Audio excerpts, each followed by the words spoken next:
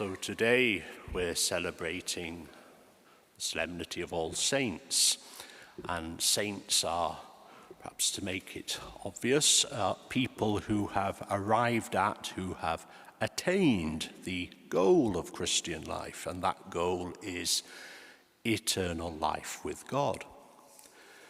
Now, some of these saints are known to us precisely because the Church declared them. What does this mean?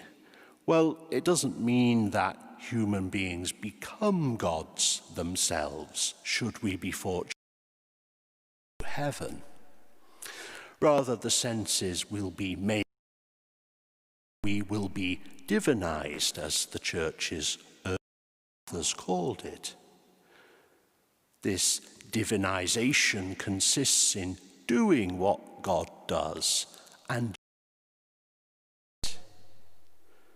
what God does is know and love himself and all his works through himself. God sees all he has done as a result of his actions and knows it and loves it.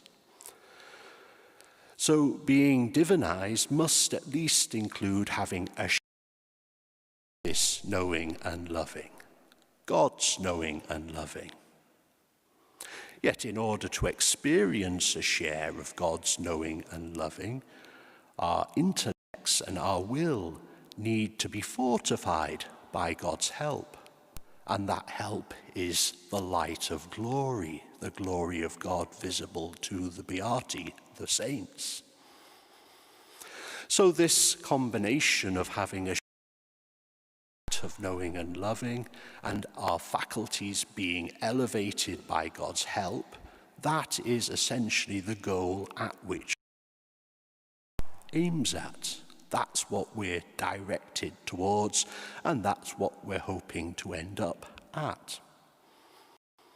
Can we say anything more about it?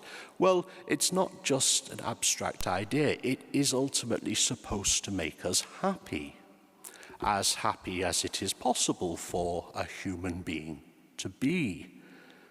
Since once we see God as he really is, once we rest in that end, nothing else at all remains for a human being to desire. And the Gospel tries to spell out some of the ways in which the possession of this end will make us happy. Thus, the first three Beatitudes present us with values that contrast with what we might call their worldly counterparts. Be poor in spirit, be gentle, be mournful. The idea is to withdraw from things which we can desire other than God. The next two Beatitudes encourage us in those pursuits through which we can be of help to others, hungering and thirsting for justice, showing mercy to other people. Two further Beatitudes identify someone as well disposed to receive the vision of God, being pure in heart and being a peacemaker.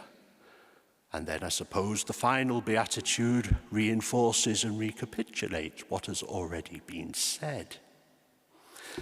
So the end to which we aim is union with God, and that union will make us completely happy.